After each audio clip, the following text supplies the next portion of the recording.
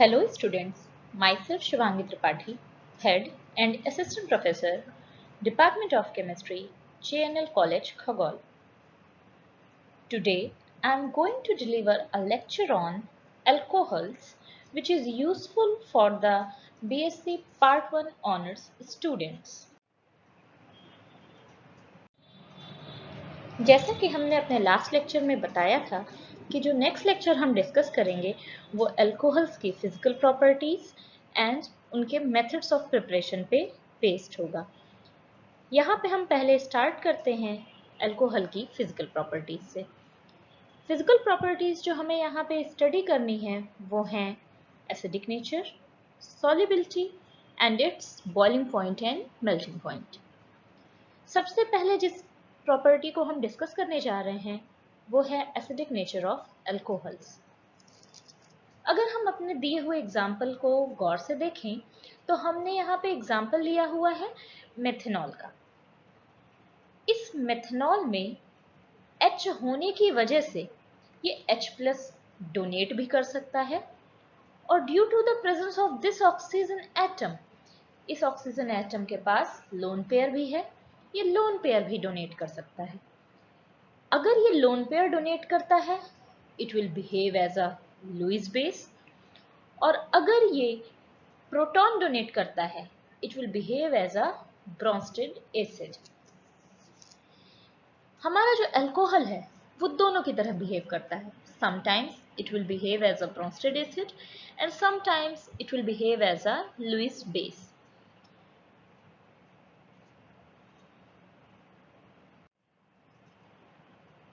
Even जो हमारे alcohols हैं वो इतने वीक एसिडिक नेचर शो करते हैं कि कभी कभी तो वो लिटमस पेपर टेस्ट भी नहीं देते। एसिडिक नेचर या बेसिक नेचर शो करने के लिए जरूर सबसे पहला जो प्राइम कंडीशन है डिटेक्ट करने का वो हम लिटमस पेपर टेस्ट करते हैं, बट अल्कोहल्स इतने वीक एसिड हैं कि ये लिटमस पेपर टेस्ट भी नहीं देते हैं। अब इसके पीछे का कोई रीजन होगा कि क्यों ये लिटमस पेपर टेस्ट नहीं देते, तो आइए हम उस रीजन को डिस्कस करते हैं। यहाँ अगर हम एग्जाम्पल के तौर पे देखें तो हमने देखा है जो हमारा ऑक्सीजन एटम है इन the case of alcohol it will sandwiched between hydrogen atom and a carbon chain. जो हमारा अल्कोहल है उसका जो ऑक्सीजन है वो एक तरफ कार्बन से जुड़ा हुआ है और एक तरफ हाइड्रोजन से जुड़ा हुआ है। अब अगर हमारा OH बॉन्ड बहुत वीक होगा, that means oxygen being more electronegative electron को अपनी तरफ खींचेगा। अब अगर इक्वल डिस्ट्रीब्यूशन नहीं है ऑक्सीजन और हाइड्रोजन के बीच में इलेक्ट्रॉन्स का, और ऑक्सीजन इस हाइड्रोजन के बॉन्डेड पेयर इलेक्ट्रॉन्स को अपनी तरफ ज़्यादा खींच लेगा, तो हाइड्रोजन हमारा एज अ प्रोटॉन बहुत आसानी से यहाँ से निकल सकता है। लेकिन अगर ऑक्सीजन को कोई भी दूसरा एलिमेंट इलेक्ट्रॉन इतनी सफिशिएंट मात्रा में प्रोवाइड कर दे कि वो हाइड्रोजन से इलेक्ट्रॉन को खींचे ही ना, अगर वो इलेक्ट्रॉन हाइड्रोजन से ना खींचे या कम मात्रा में खींचे, तो ऑक्सीजन और हाइड्रोजन के बीच का जो बॉन्ड है वो बहुत ज़्यादा पोलराइज नहीं होगा, और अगर वो बहुत ज़्यादा पोलराइज नहीं होगा तो आसानी से H+ आयन के फॉर्म में हाइड्रोजन हमारा निकलेगा नहीं। अल्कोहल के केस में यही होता है। ये जो हमारे R ग्रुप जुड़े हुए हैं कार्बन से, या अकेला कार्बन ही हो हमारा CH3 ही हो, ये all R' and R" are hydrogens. अगर ये हाइड्रोजन ही है तो ये अगर CH3 ग्रुप भी है तो भी ये +I इफेक्ट शो करेगा। दैट मीन्स ये इलेक्ट्रॉन डोनेट करेगा ऑक्सीजन एटम को। ऑक्सीजन एटम बीइंग इलेक्ट्रोनेगेटिव, उसको इलेक्ट्रॉन चाहिए था और वो इलेक्ट्रॉन उसको किसने दे दिए, इस कार्बन एटम ने, या जो हमारा इस कार्बन से जुड़े हुए अदर ग्रुप हैं वो इस डोनेशन को फैसिलिटेट कर रहे हैं, जिसकी वजह से जो ऑक्सीजन है वो हाइड्रोजन के इलेक्ट्रॉन को बहुत तेजी से अपनी तरफ अट्रैक्ट नहीं करेगा। जब वो बहुत तेजी से अट्रैक्ट नहीं करेगा तो जैसा कि अभी हमने बोला OH बॉन्ड को उतना ज़्यादा पोलैरिटी नहीं मिलेगी, और अगर OH बॉन्ड को उतनी ज़्यादा पोलैरिटी नहीं मिलेगी तो वो आसानी से मॉलिक्यूल को छोड़ के नहीं जाएगा।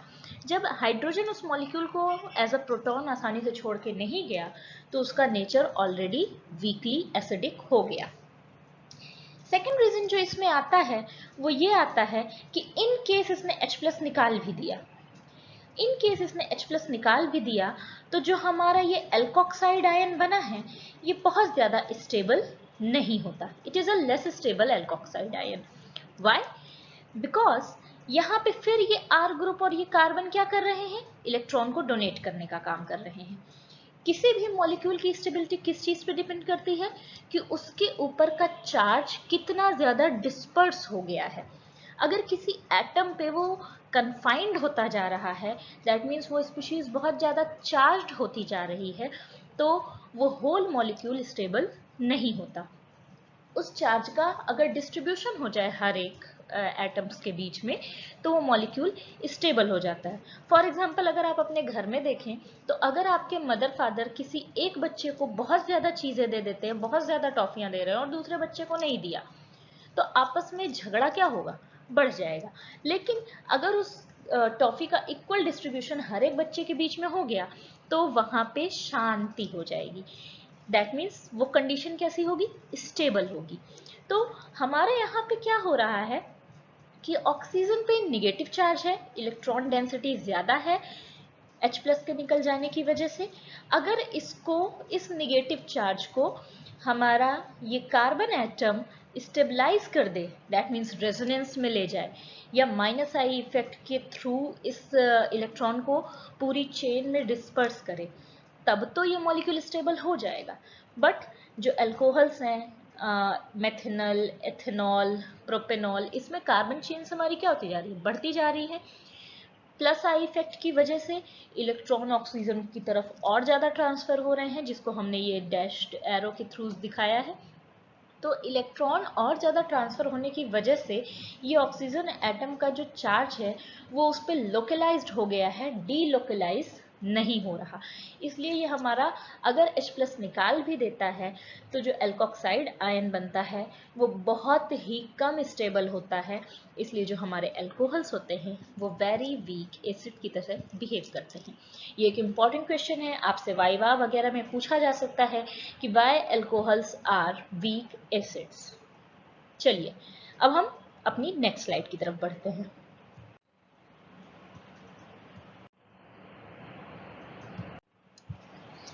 अब हमने नेक्स्ट फिजिकल प्रॉपर्टी डिस्कस की है जो है सॉल्युबिलिटी ऑफ अल्कोहल्स। सॉल्युबिलिटी के बारे में हम सबसे पहला पॉइंट जो जानते हैं वो रूल है लाइक डिसॉल्व्स लाइक।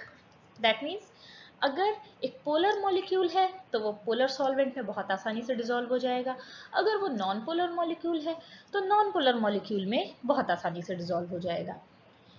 हमारा जो OH ग्रुप है वो अल्कोहल को वाटर में सॉल्युबल होने के लिए बताता है, जबकि जो हमारा R ग्रुप है वो उसको हाइड्रोकार्बन्स में डिसॉल्व होने के लिए बताता है। दैट मीन्स हमने यहाँ पे जो बनाया है OH ग्रुप, ये हमारा हाइड्रोजन वाटर लविंग है, ये हाइड्रोफिलिक सेंटर की तरीके से है।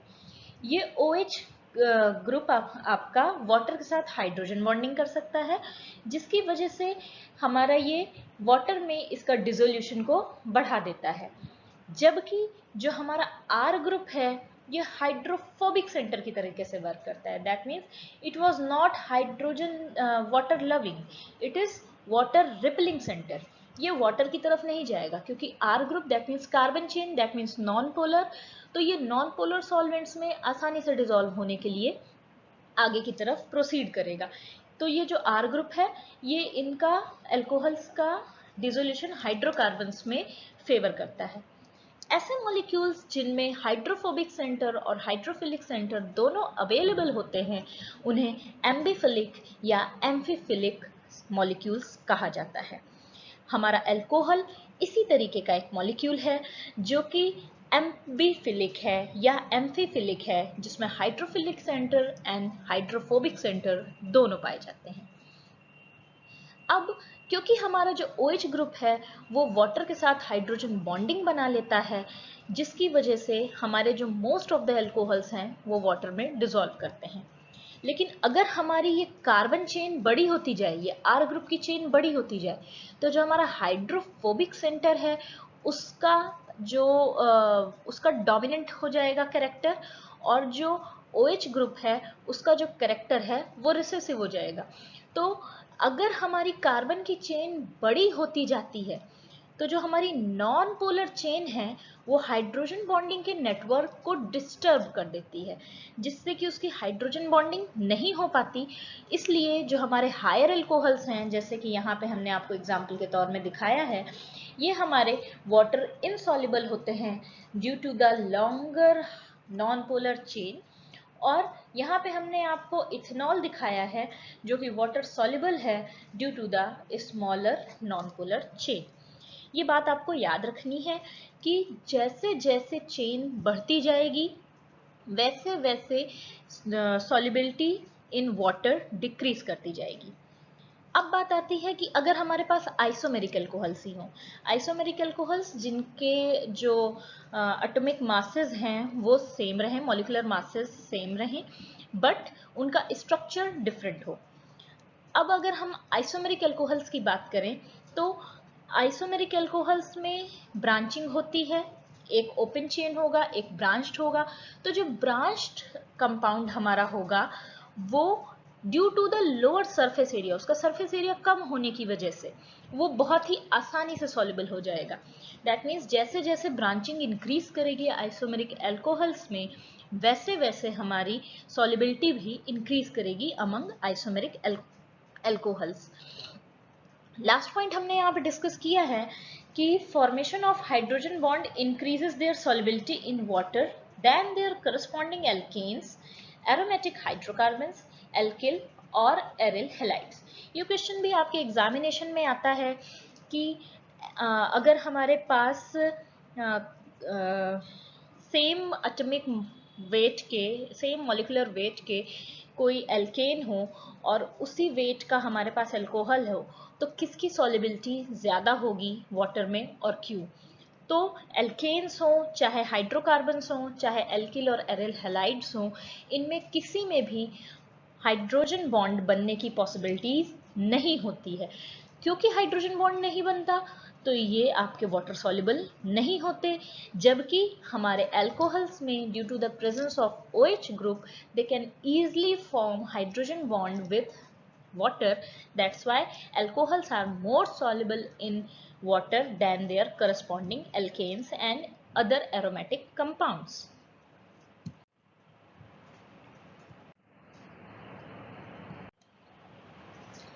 नेक्स्ट प्रॉपर्टी जो हमें लास्ट फिजिकल प्रॉपर्टी डिस्कस करनी है वो है हमारी boiling point and melting point. Boiling point और मेल्टिंग पॉइंट के लिए भी हमें एटॉमिक मास पे डिपेंड करना पड़ता है। जैसे जैसे एटॉमिक मास बढ़ता जाएगा वैसे वैसे हमारा boiling point and melting point भी बढ़ता जाएगा। तो यहाँ पे हमने फर्स्ट पॉइंट में यही लिखा है कि boiling point and melting points are also increases with the carbon chain length. जैसे हमारी प्रॉपर्टीज हैं, जैसे सॉल्युबिलिटी थी कार्बन चेन लेंथ बढ़ने के साथ घटती जाती थी, लेकिन बॉइलिंग पॉइंट और मेल्टिंग पॉइंट क्या है, मास बढ़ता जा रहा है तो उनको बॉईल करने में भी हमें ज़्यादा टेम्परेचर देना पड़ेगा। तो जैसे जैसे boiling point and melting point carbon chain length increase करेगी वैसे वैसे हमारा boiling point and melting point भी बढ़ता जाएगा। इसी वजह से जो हमारे लॉन्गर कार्बन चेन के एल्कोहल्स होते हैं वो रूम टेम्परेचर पे आपको सॉलिड मिलते हैं, जबकि जो स्मॉलर चेन के हमारे अल्कोहल्स होते हैं वो रूम टेम्परेचर पे लिक्विड होते हैं, such as methanol and ethanol are liquid at room temperature. दूसरा क्वेश्चन ये भी बहुत इंपॉर्टेंट है कि आपसे पूछा जाता है कि डाई एथिल ईथर वाटर में डिजोल्व नहीं होता है, जबकि जो हमारा सेम करस्पॉन्डिंग अल्कोहल है वो आराम से हमारा वाटर में डिजोल्व हो जाता है। सेम रीज़न है जो हमने सॉल्युबिलिटी में बताया था। अल्कोहल्स में हमारा हाइड्रोजन बॉन्डिंग पाई जाती है जो कि हमने यहाँ पे आपको दिखाई है एथिल अल्कोहल के साथ, जबकि यहाँ हमने एक ईथर मॉलिक्यूल लिया है, डाईमेथिल ईथर लिया हुआ है हमने। डाईमेथिल ईथर हमारा वाटर के साथ हाइड्रोजन बॉन्डिंग नहीं कर पाता जिसको हमने शो किया है। दैट मीन्स हाइड्रोजन बॉन्डिंग बहुत इंपॉर्टेंट रोल प्ले कर रहा है solubility and boiling point and melting point के डिटर्मिनेशन में।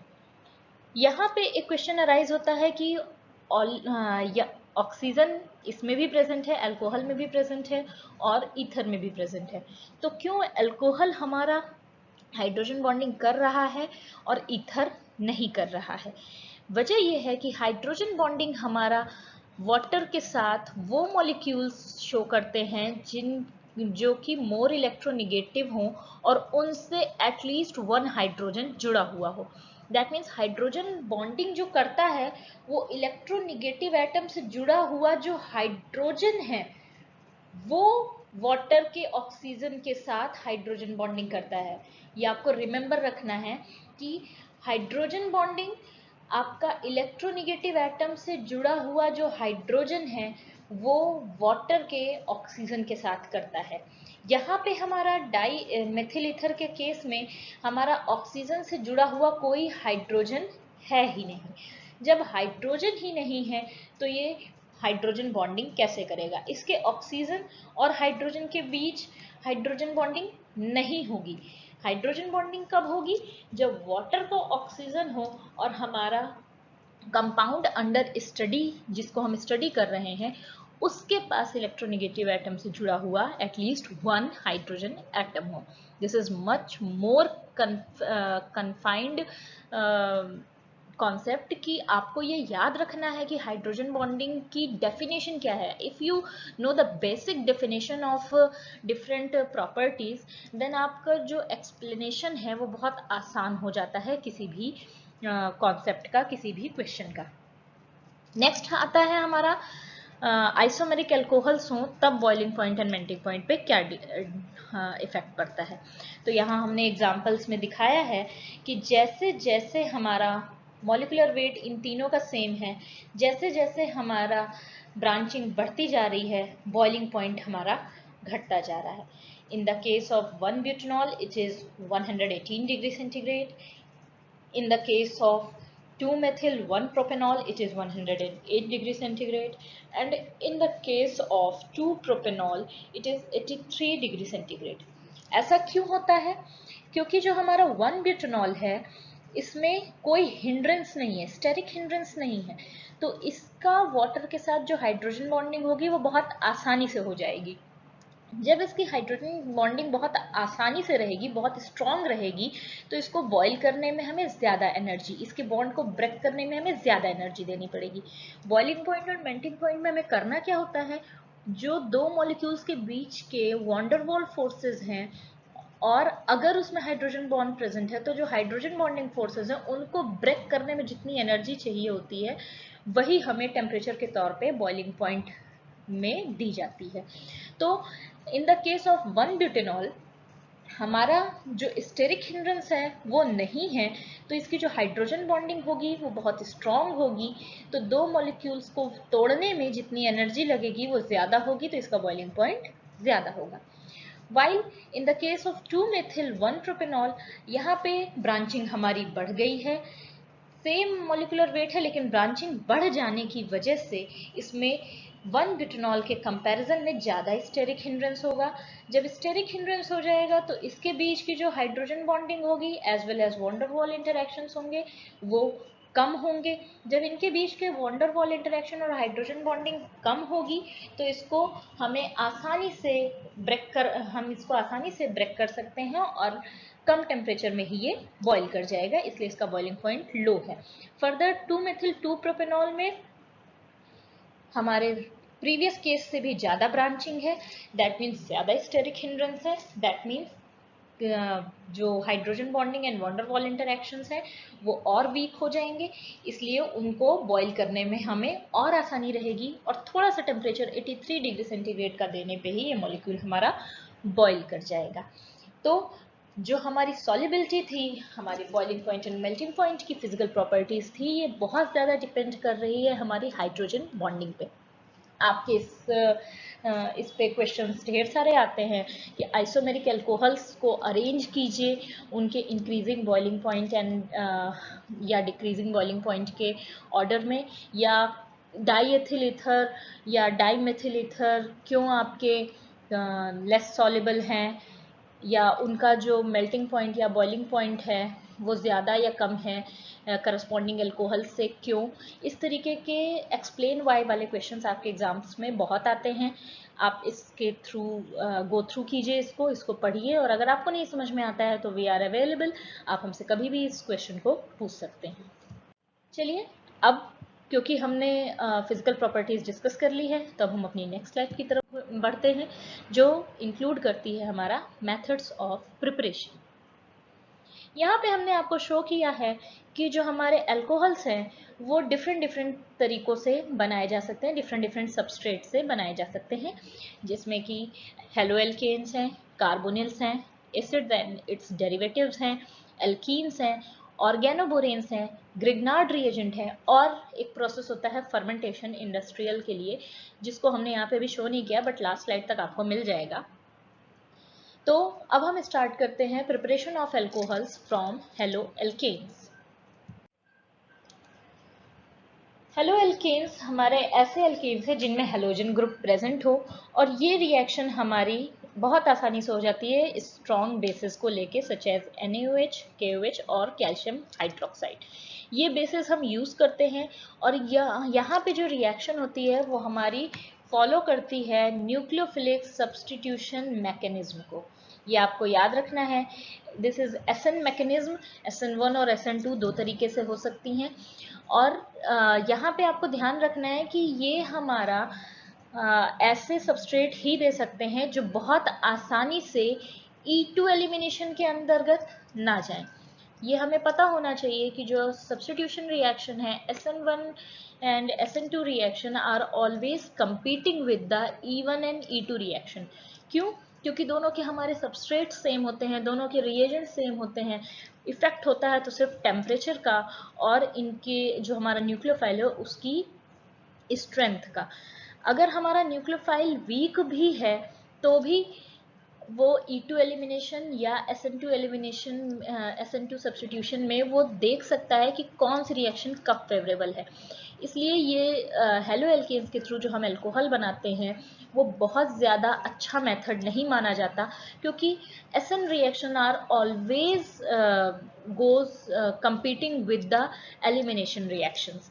तो आपको ध्यान देना है, इसके थ्रू हम कभी भी टर्शियरी अल्कोहल नहीं बना सकते, हम इससे सिर्फ प्राइमरी एंड सेकेंडरी अल्कोहल बना सकते हैं। क्योंकि अगर हमें टर्शरी अल्कोहल बनाना है तो हमें टर्शरी एल्किल हैलाइड लेना पड़ेगा, और अगर हमने टर्शरी एल्किल हैलाइड लिया तो वो मोस्ट ऑफ द केसेस में एलिमिनेशन की तरफ प्रोसीड करता है, ना कि सब्स्टिट्यूशन की तरफ। तो यहाँ पे हमने आपको एक प्राइमरी अल्कोहल बना के दिखाया है with the help of a primary halo alkane. यहाँ पे सिंपल सब्स्टिट्यूशन हुआ है, ये Na+ और OH माइनस में टूट गया है। OH माइनस ने Br को रिप्लेस करके उसकी जगह ले ली है। तो यहाँ पे सिंपल क्या हुआ, सब्स्टिट्यूट हुआ हमारा क्या, ब्रोमीन विथ OH ग्रुप, और OH ग्रुप हमारा किस फॉर्म में आया था, निगेटिव फॉर्म में, that means nucleophilic, it is follow nucleophilic substitution mechanism. Now अब हम सेकेंड तरफ जाते हैं, जो है हमारा फ्रॉम कार्बोनिल्स हम कैसे अल्कोहल्स को प्रिपेयर कर सकते हैं। सबसे पहले हमें याद रखना चाहिए कि जो हमारे कार्बोनिल कंपाउंड्स हैं they are the backbones of organic chemistry. ये एक ऐसे कंपाउंड हैं जिससे हम वैरायटी ऑफ कंपाउंड्स बना सकते हैं। ये एक ब्रिज की तरीके से वर्क करते हैं, एक तरफ ये अल्कोहल से जुड़े होते हैं और एक तरफ ये एसिड से जुड़े होते हैं। कार्बोनिल कंपाउंड्स का अगर हम रिडक्शन करते हैं तो हमें अल्कोहल्स मिलते हैं, और अगर कार्बोनिल कंपाउंड्स का हम ऑक्सीडेशन करते हैं तो हमें एसिड्स मिलते हैं। यहाँ पे हमने बताया है कि कार्बोनिल कंपाउंड से अगर हमें अल्कोहल चाहिए तो हमें क्या कौन सा प्रोसेस अप्लाई करना है, रिडक्शन का।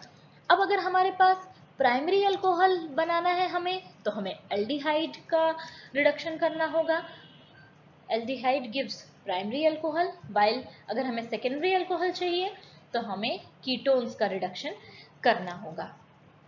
इन जनरल बहुत ढेर सारे रिड्यूसिंग एजेंट्स हैं, लेकिन आपके सिलेबस में जो इंक्लूडेड है और जो स्टार्टअप है उसमें जो आप दो रिएजेंट्स पढ़ेंगे वो है lithium aluminium hydride and sodium borohydride. ये दोनों रिएजेंट बहुत इंपॉर्टेंट हैं और इन दोनों पे आपके क्वेश्चंस आते हैं। Lithium aluminum hydride and sodium borohydride are strong reducing agent, और इन दोनों में lithium aluminum hydride will be more strong reducing agent. इस वजह से जो हमारा NaBH4 है, that mean sodium borohydride, lithium aluminium hydride के कंपैरिजन में थोड़ा सा वीक हो गया और ये सेलेक्टिव हो गया सिर्फ और सिर्फ कार्बोनिल ग्रुप को रिड्यूस करने में, अगर हमारे उस मॉलिक्यूल में ढेर सारे फंक्शनैलिटीज प्रेजेंट हो तो भी। लेकिन अगर लिथियम एल्यूमिनियम हाइड्राइड से हम ट्रीट करेंगे तो वो हमारा कार्बोनिल ग्रुप को तो रिड्यूस करेगा ही करेगा, उसके साथ जो अदर ग्रुप्स अवेलेबल होंगे उसे भी वो रिड्यूस कर देगा। हमारे इस थर्ड पॉइंट को आप गौर से देखिए, इसमें हमने लिखा है इन the case of reduction of alpha beta carbonyls and polyfunctional compounds.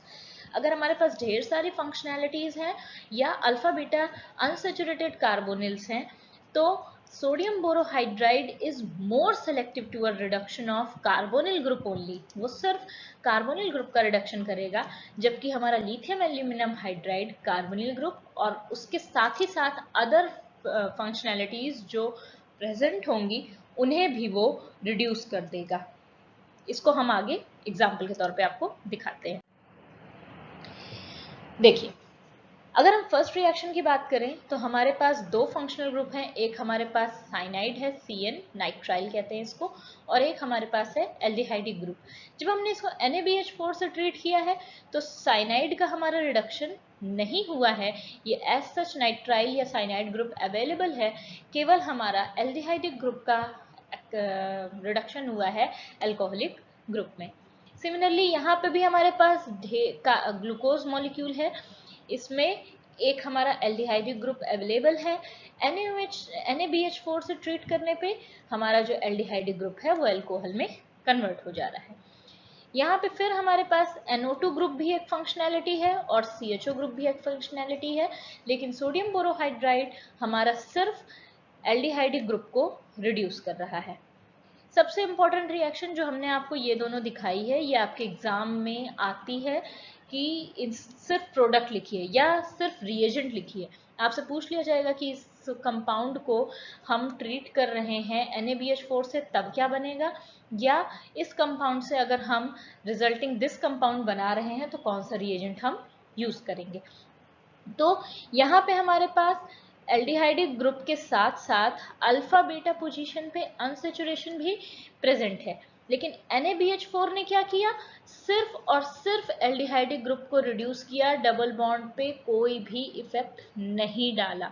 जबकि जब हमने लिथियम एल्यूमिनियम हाइड्राइड लिया हुआ है तो इसने एल्डिहाइडिक ग्रुप को तो रिड्यूस किया ही अल्कोहलिक ग्रुप में, साथ ही साथ जो इसका डबल बॉन्ड था उसको भी इसने रिड्यूस कर दिया सिंगल बॉन्ड में। This is much more important reaction, you have to focus upon it, कि जो हमारा NaBH4 है वो सिर्फ और सिर्फ एल्डिहाइडिक ग्रुप को रिड्यूस कर रहा है, जबकि lithium aluminium hydride double bond के साथ एल्डिहाइडिक ग्रुप के साथ साथ डबल बॉन्ड को भी रिड्यूस कर दे रहा है। ये सारी रिएक्शंस जो अभी आपने देखी वो सारी की सारी एल्डिहाइडिक ग्रुप्स की थी, दैट मीन्स प्राइमरी अल्कोहल्स हमें मिल रहे थे। अब नेक्स्ट एग्जांपल में हमने कीटोन लिया हुआ है, इसमें हमारा कीटोनिक ग्रुप भी है और ये हमारा एस्टर ग्रुप भी है। हमने जैसे ही इसको NaBH4 से ट्रीट किया, सिर्फ और सिर्फ कीटोनिक ग्रुप हमारा रिड्यूस हुआ है अल्कोहलिक ग्रुप में, सेकेंडरी अल्कोहल में, और हमारा जो एस्टर ग्रुप है वो एज सच बना हुआ है। इस केस में भी हमने कार्बोनिल ग्रुप भी लिया हुआ है और इस मॉलिक्यूल में हमारा एसिडिक ग्रुप भी है, लेकिन अगर हमने NaBH4 लिया है तो इसने सिर्फ हमारा कीटोनिक ग्रुप को रिड्यूस किया अल्कोहल में, सेकेंडरी अल्कोहल में, एसिड ग्रुप एज सच हमारा इंटैक्ट रह गया है। आपको इस रिएक्शन पर बहुत ज्यादा ध्यान देना है। इनमें एक में भी अगर हम AlH4 that means lithium aluminium hydride लगाएंगे तो वो हर एक दूसरी फंक्शनैलिटी को रिड्यूस कर देगा, एक्सेप्ट नहीं sorry, it will reduce all the functionalities present there. इसके बाद हमारी लास्ट नहीं, इसके बाद हमारी नेक्स्ट स्टेप आती है जो हमने बताया from acid and it's derivative हम अल्कोहल्स कैसे बना सकते हैं। यहाँ पे हमने सिंपल ऊपर वाले एग्जांपल्स ही लिए हैं आपको एक्सप्लेन करने के लिए कि कार्बोक्सिलिक एसिड अगर हमने लिया या उसके डेरिवेटिव्स में एस्टर या एसिड क्लोराइड लिया तो ये भी हमारे प्राइमरी अल्कोहल्स देते हैं। हमने इस केस में दो फंक्शनैलिटीज ली हैं, carbonyl group and ester group, carbonyl group and acidic group and acid chloride. हर एक मॉलिक्यूल में हमने अलग अलग फंक्शनैलिटीज ली है और हमने ट्रीट किया है with lithium aluminium hydride, not sodium borohydride. अगर हम सोडियम बोरोहाइड्राइड लेते तो ये सिर्फ CO ग्रुप को रिड्यूस करता। लिथियम एल्यूमिनियम हाइड्राइड हमने लिया तो इसने कार्बोनिल ग्रुप को अल्कोहलिक ग्रुप में कन्वर्ट किया और एस्टर ग्रुप को भी अल्कोहलिक ग्रुप में कन्वर्ट कर दिया। सिमिलरली सेकेंड एग्जाम्पल में कार्बोनिल ग्रुप को इसने अल्कोहलिक ग्रुप में कन्वर्ट किया और एसिडिक ग्रुप को भी इसने अल्कोहलिक ग्रुप में कन्वर्ट कर दिया। And the last example acid chloride हमने लिया है लिथियम एल्यूमिनियम हाइड्राइड की मदद से, ये एसिड क्लोराइड हमारा अल्कोहलिक ग्रुप में कन्वर्ट हो गया है। तो ऊपर second point from carbonyl and from acid and it's derivatives वाले एग्जाम्पल से हमें ये सीख मिलती है कि जो हमारा सोडियम बोरोहाइड्राइड है ये सिर्फ और सिर्फ कार्बोनिल ग्रुप को रिड्यूस कर रहा है, जबकि lithium aluminium hydride carbonyl as well as other functionalities को भी रिड्यूस कर दे रहा है अगर वो मॉलिक्यूल में प्रेजेंट है तो। नाउ नेक्स्ट एग्जाम्पल की तरफ या नेक्स्ट मेथड ऑफ प्रिपरेशन की तरफ हम चलते हैं जो है फ्रॉम एल्कीन्स। एल्कीन्स से हम अल्कोहल अगर हम बनाना चाहते हैं तो सिंपल मेथड है हाइड्रेशन से। हाइड्रेशन मीन्स वाटर का एडिशन, और वाटर का जो हम एडिशन करते हैं वो in the presence of acid करते हैं। वाटर का addition across the double bond हमारा मार्कोनिकोव्स रूल के अकॉर्डिंग होता है, which states that negative part of adena attached to that carbon atom which has least number of hydrogen atom। ये आपको याद रखना है, ये मार्कोनिकोव्स रूल एक बार आपने लर्न किया है, ये आपको लाइफ टाइम याद रहना चाहिए कि मार्कोनिकोव ने कहा था कि जो निगेटिव पार्ट होगा हमारे ऐड होने वाले का, एड दैट मीन्स जो हमने रिएजेंट लिया है, एडेना का निगेटिव पार्ट हमारा अटैच होगा उस कार्बन एटम से जिसके पास least number of hydrogen atom हो।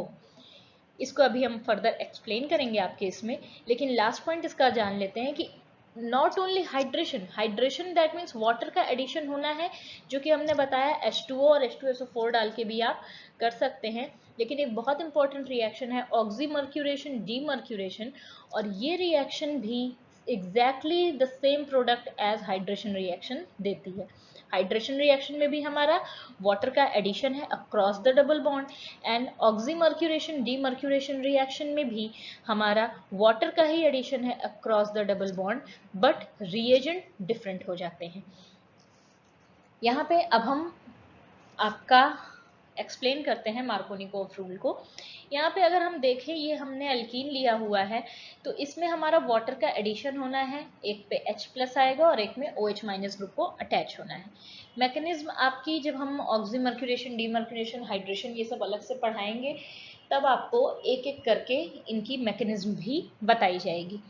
तो यहाँ पे आपको सिर्फ इतना जानना है कि मेथड ऑफ प्रिपरेशन में वाटर कैसे ऐड होगा। तो वाटर H+ एंड OH- में ब्रेक होता है, दैट मीन्स एक कार्बन पे H जाएगा और एक कार्बन पे OH जाएगा।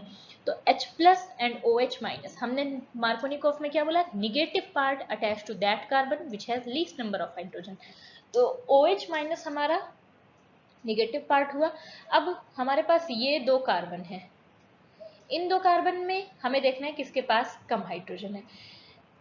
सेकेंड कार्बन पे हमारे पास 2 हाइड्रोजन है, जबकि फर्स्ट कार्बन पे हमारे पास सिर्फ 1 हाइड्रोजन है। तो OH ग्रुप हमारा किस पे अटैच होगा, जिसके पास सिर्फ 1 हाइड्रोजन है। हमने OH ग्रुप को उस कार्बन पे अटैच किया है जिसके पास सिर्फ 1 हाइड्रोजन है, और हाइड्रोजन हमारा जो इस वाटर मॉलिक्यूल H+ से आया है वो हमारा हमने उस कार्बन पे अटैच किया है जिसके पास ज़्यादा हाइड्रोजन एटम है। सारे पे हमने यही किया है। अब यहाँ पे क्या हुआ, ये 2 कार्बन है, इन दोनों ही कार्बन पे एक एक हाइड्रोजन है।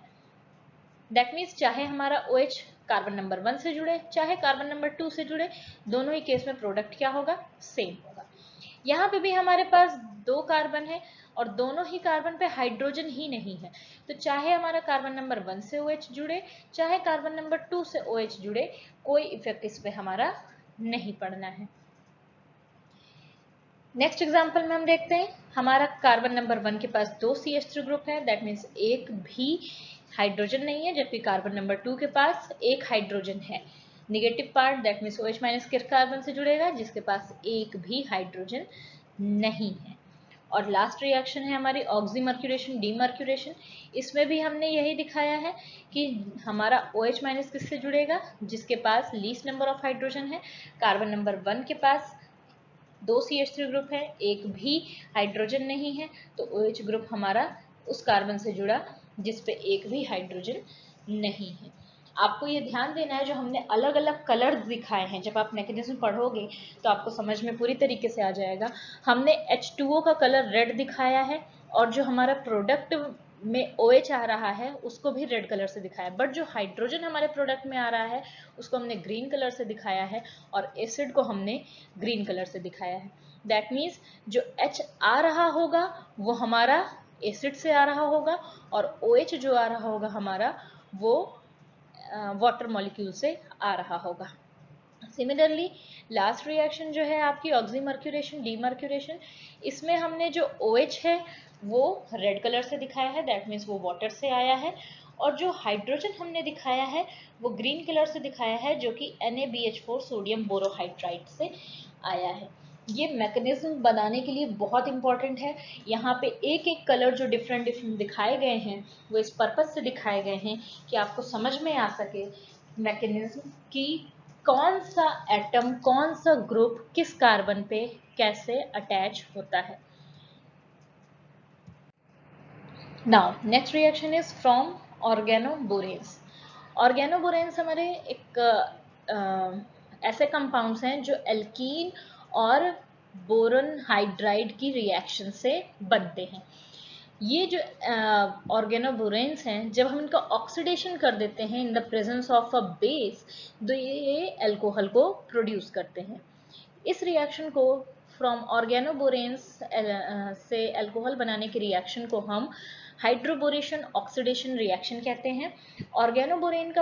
बोरेन्स के फॉर्मेशन की स्टेप को हम हाइड्रोबोरेशन कहते हैं, और फर्दर ऑर्गेनोबोरेन से हमारा अल्कोहल बन जाने की प्रोसेस को हम ऑक्सीडेशन रिएक्शन कहते हैं। तो इस पूरी रिएक्शन का नाम हो जाता है हाइड्रोबोरेशन ऑक्सीडेशन रिएक्शन। इस रिएक्शन का जो प्रोडक्ट है उसमें भी हमारा क्या होता है, डबल बॉन्ड के अक्रॉस वाटर मॉलिक्यूल अटैच होता है, जैसा अभी हमने हाइड्रेशन के केस में देखा। बट जो हमारा प्रोडक्ट दिखता है वो एंटी मार्कोनिकोफ दिखता है। दैट मीन्स मार्कोनिकोफ रूल क्या बोल रहा था, निगेटिव पार्ट वहां अटैच होगा जहां पे लीस्ट नंबर ऑफ हाइड्रोजन होंगे, लेकिन इसके केस में हमारा जो प्रोडक्ट दिखता है, you should I will emphasis on दिखता है, not it is not the anti Markovnikov product. ये प्रोडक्ट एंटी मार्कोनिकोफ नहीं है, लेकिन देखने में एंटी मार्कोनिकोफ प्रोडक्ट लगता है। इसकी मैकेनिज्म भी आपके सिलेबस में है फर्दर आगे पढ़ने पे, जिसमें ये आपको शो किया जाएगा कि किस तरीके से हमारा मार्कोनिकोफ प्रोडक्ट होते हुए भी दिखता है एंटी मार्कोनिकोफ प्रोडक्ट के तरीके से। ये बहुत ही रीजियो सेलेक्टिव रिएक्शन है, और इसके थ्रू हम least substituted alcohol as a single product बना सकते हैं। रीजियो मीन्स होता है कौन से रीजन पे, ये रीजियो सेलेक्टिव रिएक्शन है कौन से डबल बॉन्ड के किस रीजन पे OH आएगा और कौन से रीजन पे H आएगा, ये बहुत ही स्पेसिफिक होता है इस रिएक्शन में, कभी भी डिफरेंट नहीं जाता। जैसा हमने बोला कि ये हमेशा लीस्ट सब्स्टिट्यूटेड अल्कोहल बनाता है, इसका प्रोडक्ट देखने में हमेशा एंटी मार्कोनिकोफ प्रोडक्ट लगता है, तो ये हमेशा लीस्ट सब्स्टिट्यूटेड अल्कोहल बनाने के लिए जानी जाने वाली रिएक्शन है, बहुत इंपॉर्टेंट रिएक्शन है for the synthesis of least substituted alcohols. यहाँ पे अगर हम एग्जांपल देखें तो इस रिएक्शन के रिएजेंट्स हैं B2H6 boron diborane, THF as a solvent, H2O2 that means hydrogen peroxide as an oxidant, and OH minus as a base। इतनी चीजें हम लेते हैं एल्कीन्स पे रिएक्शन कराने के लिए, जिससे हमारा डिजायर्ड प्रोडक्ट बनता है। इसमें भी आप ध्यान दे के देखिए कि हमने जो रिएक्टेंट है हमारा उसको हमने ब्लैक कलर से दिखाया है, B2H6 को हमने रेड कलर से दिखाया है और OH- को हमने ग्रीन कलर से दिखाया है। यहाँ पे फिर हमने दिखाया है कि जो हमारा डबल बॉन्ड के अक्रॉस एक तरफ H आ रहा है और एक तरफ OH आ रहा है, तो जो H आ रहा है वो हमारा किससे आ रहा है, डाइबोरेन से, और जो हमारा OH आ रहा है वो हमारा किससे आ रहा है, जो हमने बेस लिया है उसके थ्रू। यहाँ हमने आपको एग्जाम्पल के तौर पे दिखाया है कि ये हमने एक एल्कीन ली हुई है सेकेंड एग्जाम्पल में, और ये जो एल्कीन है इस एल्कीन में दो तरफ आपका H और OH जुड़ने की पॉसिबिलिटी है, या तो H हमारा CH वाले कार्बन से जुड़े या तो हमारा CH2 वाले कार्बन से जुड़े। तो जो CH वाला कार्बन है अगर ये मार्कोनिकॉफ प्रोडक्ट दिखता तो उसमें क्या है, least negative part attach to that carbon which has least number of hydrogen. तो इसके पास कम हाइड्रोजन होते, कम हाइड्रोजन है तो इस कार्बन पे OH ग्रुप को आना चाहिए था, बट इस कार्बन पे हाइड्रोजन आ रहा है और सेकंड कार्बन पे हमारा OH ग्रुप आ रहा है। मैकेनिज्म को हमने यहाँ पे बहुत छोटे तौर पे दिखाया हुआ है कि आखिरकार होता क्या है इसमें। तो B2H6 का जो हमारा B2H6 एज अ डाइबोरेन हमारा रहता है, डाइमर के फॉर्म में रहता है, बट जब रिएक्ट करता है तो मोनोमर की तरीके से करता है, BH3 के तरीके से करता है। तो यहाँ पे क्या होता है कि जो हमारा डबल बॉन्ड है उससे जो हमारा BH3 का हाइड्रोजन है वो इंटरनल कार्बन से अटैच हो जाता है, जबकि जो हमारा बोरन है वो एक्सटर्नल कार्बन से अटैच होता है। और इसी जहाँ पे हमारा एक्सटर्नल कार्बन पे BH2 अटैच हुआ है उस BH2 को रिप्लेस करके ही हमारा OH ग्रुप आता है। तो यहाँ पे जो मेजर रोल होता है वो H और BH2 का attachment on the double bond से डिसाइड किया जाता है। तो इस स्टेप की वजह से, क्योंकि BH2 टर्मिनल कार्बन से अटैच हो जाता है, उसकी वजह से ही हमारा जो OH ग्रुप है वो भी टर्मिनल कार्बन पे ही आता है। तो चाहे कितनी भी बड़ी चेन आप एल्कीन की ले लें, कितना भी उसको सब्स्टिट्यूटेड कर लें, लेकिन जो लास्ट कार्बन होगा, टर्मिनल कार्बन होगा एल्कीन का, उसी पे OH ग्रुप आता है with the help of hydroboration oxidation reaction. Therefore this reaction is highly applicable for the synthesis of least substituted alcohols as a single product. चलिए आगे बढ़ते हैं। यहाँ हमने बताया है reaction of alkene sorry preparation of alcohols with the help of Grignard reagent. Grignard reagent is an organometallic compound, और इस organometallic compound का मतलब होता है organic portion भी है उसमें और metallic portion भी है। तो जो हमारा मेटालिक पोर्शन है वो हमेशा पॉजिटिवली चार्ज होगा, तो उसके रिस्पेक्ट में जो हमारा ऑर्गेनिक पोर्शन है दैट मीन्स जो कार्बन है वो निगेटिवली चार्ज हो जाएगा। तो यहाँ जो हमारा RMgX है, ग्रिग्नार्ड रिएजेंट है, वो कार्बोनिल के साथ, एस्टर के साथ और इपॉक्साइड के साथ, इन तीनों के साथ रिएक्शन करके अल्कोहल एज अ प्रोडक्ट देता है। ये कार्बोनिल के साथ न्यूक्लियोफिलिक एडिशन रिएक्शन देते हैं, एस्टर के साथ न्यूक्लियोफिलिक सब्स्टिट्यूशन रिएक्शन देते हैं, एंड इपॉक्साइड के साथ न्यूक्लियोफिलिक रिंग ओपनिंग रिएक्शन देते हैं। With the help of Grignard reagent हम सेकेंडरी अल्कोहल्स और टर्शरी अल्कोहल्स बना सकते हैं। केवल फॉर्मल्डिहाइड ही ऐसा एल्डिहाइड है जिसके थ्रू हम प्राइमरी अल्कोहल बना सकते हैं। तो अगर हमें ग्रिग्नार्ड रिएजेंट से प्राइमरी अल्कोहल बनाना है तो हमें रिएक्शन करानी होगी फॉर्मल्डिहाइड से। अदरवाइज अगर हमें सेकेंडरी अल्कोहल या टर्शरी अल्कोहल बनाना है तो सारे एल्डिहाइड्स सेकेंडरी अल्कोहल देंगे और सारे कीटोन्स टर्शरी अल्कोहल्स देंगे। इसमें हमने कुछ आपको एग्जांपल्स दिए हैं। फर्स्ट एग्जांपल में अगर हम देखें तो हमने आपके लिए एक एल्डिहाइड लिया है। एल्डिहाइड वो स्पीशीज होती है जिसमें कार्बोनिल ग्रुप से एक एटलीस्ट हाइड्रोजन अटैच हो और दूसरी तरफ चाहे कितनी भी एल्किल रिंग या एरिल रिंग उससे जुड़ी हो, कार्बोनिल ग्रुप का एक साइड में एक हाइड्रोजन रहना मस्ट है।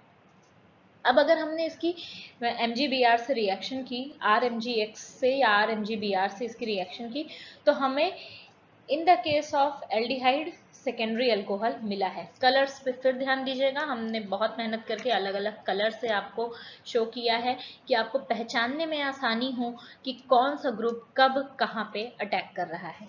नेक्स्ट में हमने इसी रिएक्शन की मैकेनिज्म दिखाई है। इसमें क्या बताया हमने कि कार्बन पे निगेटिव चार्ज आ गया है और मैग्नीशियम पे पॉजिटिव चार्ज, क्योंकि magnesium is a metal which always bears positive charge in it.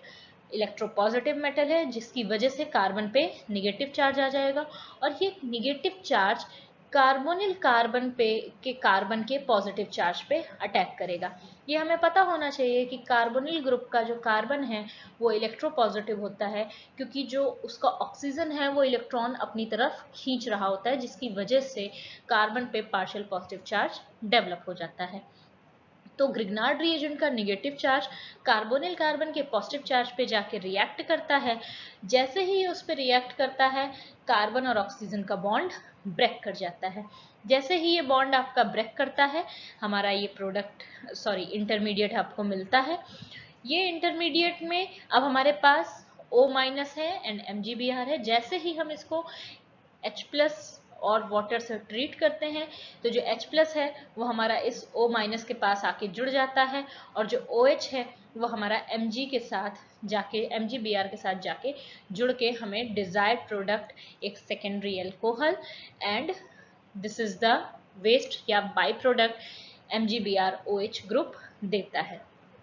अब सेकेंड एग्जाम्पल हमने लिया है कि हमने जब एल्डिहाइड लिया था तो हमें सेकेंडरी अल्कोहल मिला है, तो जब हम कीटोन लेंगे तो हमें एक टर्जरी अल्कोहल मिलेगा। Same exactly the same mechanism है इसकी भी। MgBr Mg पे पॉजिटिव चार्ज आएगा, कार्बन पे निगेटिव चार्ज आएगा। ये निगेटिव चार्ज आपका कार्बोनिल कार्बन पे अटैक करेगा, फिर कार्बोनिल कार्बन का जो इलेक्ट्रॉन है वो ऑक्सीजन की तरफ ब्रेक हो जाएगा, जिसके थ्रू हमारे पास ये इंटरमीडिएट बनेगा।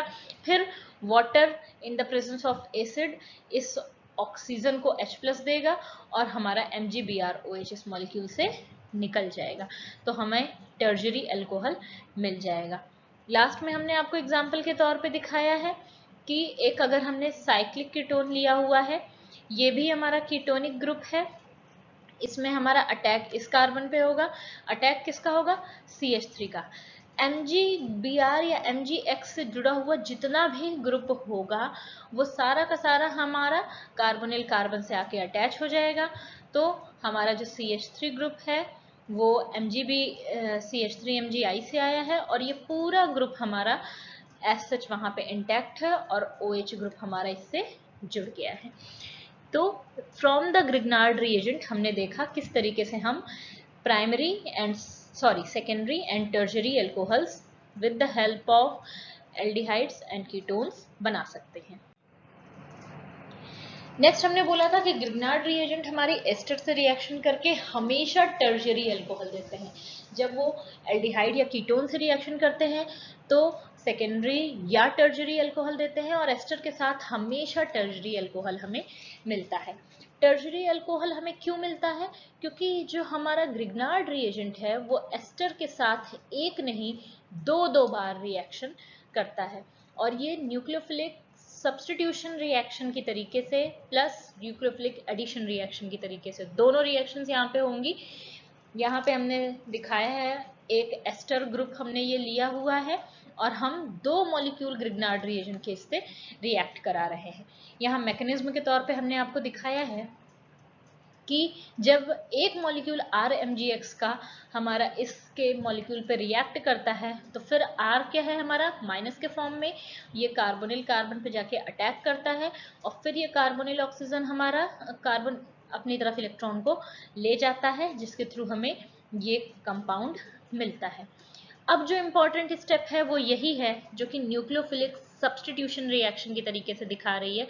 अभी जो हमने प्रीवियस स्लाइड में देखा था वो डायरेक्टली वाटर से हम ट्रीट करते थे, तो यहाँ ऑक्सीजन पे हमारा OH आ जाता था, लेकिन यहाँ पे क्या होगा, ऑक्सीजन पे माइनस चार्ज है और OR हमारा बेटर लीविंग ग्रुप है, तो यहाँ पे ऑक्सीजन का जो निगेटिव चार्ज है वो डीलोकलाइज होकर दोबारा से डबल बॉन्ड बनाता है, और जो OR डबल प्राइम ग्रुप है वो मॉलिक्यूल को छोड़ के निकल जाता है।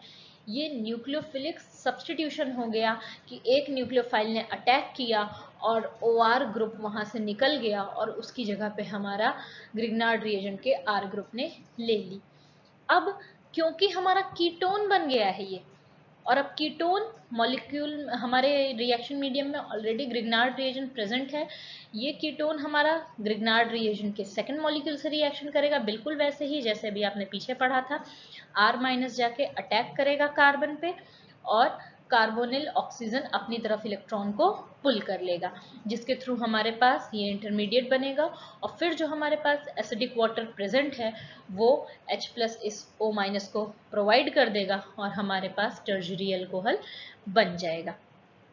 यहाँ हमने डिफरेंट एग्जाम्पल्स दिए हैं कि कैसे हमारा एक एक बार में यहाँ पे ये एस्टर ग्रुप है, ये पूरा का पूरा एक बार रिप्लेस हो जाएगा इस ग्रुप से, और उसके बाद हमारे पास जो प्रोडक्ट बनेगा वो कार्बोनिल बनेगा, और फाइनली जो दूसरा मॉलिक्यूल होगा ग्रिग्नार्ड रिएजेंट का वो उस कार्बोनिल से रिएक्ट करके हमें ये टर्शरी अल्कोहल प्रोवाइड करेगा। सिमिलरली यहाँ पे भी वही हमने दिखाया है। अगर कोई प्रॉब्लम होगी तो आप हमसे अलग से कांटेक्ट करके पूछ सकते हैं। लास्ट है इसमें ग्रिग्नार्ड रिएजेंट की reaction with the epoxide.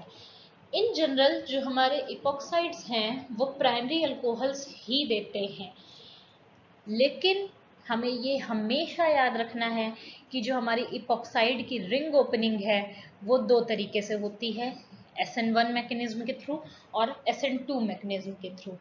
SN2 में हमारा हमेशा बैक साइड अटैक होता है और हमेशा लीस्ट सब्स्टिट्यूटेड साइड पे अटैक होता है। तो यहाँ पे जो हमारा SN2 मैकेनिज्म इपॉक्साइड की रिंग ओपनिंग में हमने शो की है, ये याद रखना है आपको कि अगर ग्रिग्नार्ड रिएजेंट से हम इपॉक्साइड की रिंग ओपनिंग करा रहे हैं तो it will always essentially follow SN2 reaction mechanism, it can never follow SN1 mechanism, क्योंकि जो हमारा रिएजेंट है RMGX वो बहुत स्ट्रॉन्ग न्यूक्लियोफाइल है and strong nucleophiles always gives SN2 reaction. तो RMGX में फिर ये R हमारा माइनस चार्ज निगेटिवली चार्ज होगा, और ये जो हमने इपॉक्साइड लिया है साइक्लिक ईथर्स को हम इपॉक्साइड कहते हैं, ये हमारा अटैक करेगा इसकी ओपनिंग के लिए और O बीइंग मोर इलेक्ट्रोनिगेटिव अपनी तरफ इलेक्ट्रॉन को ले जाएगा, और फाइनली जो हमने वाटर मॉलिक्यूल प्रोवाइड किया हुआ है H+ एंड H3O+, ये उसको H+ प्रोवाइड कर देगा रिंग ओपन करने के बाद। यहाँ सेकंड एग्जांपल में हमने एक बड़ा सा ग्रिग्नार्ड रिएजेंट लिया है। होना क्या है, इसका जो एडजेसेंट कार्बन है मेटल के बगल का वो निगेटिवली चार्ज होगा, ये फिर से हमारा इपॉक्साइड रिंग पे अटैक करेगा और जो हमारे पास अल्कोहल बना वो प्राइमरी अल्कोहल बना। लेकिन जो हमारा लास्ट केस है इस पे आप ध्यान दीजिए, इसमें हमारा जो ग्रिग्नार्ड रिएजेंट है उसमें जो पीएच ग्रुप होगा ये हमारा R- की तरीके से बिहेव करेगा। यहाँ पे जो हमने इपॉक्साइड लिया है वो अनसिमेट्रिकल इपॉक्साइड लिया है, दैट मीन्स एक तरफ CH3 है और दूसरी तरफ हमने कोई भी ग्रुप नहीं दिया है। अब इसके पास इस पीएच के पास दो कंडीशन है, या तो वो CH3 वाले पे अटैक करे और या तो वो नॉन CH3 वाले ग्रुप पे अटैक करे।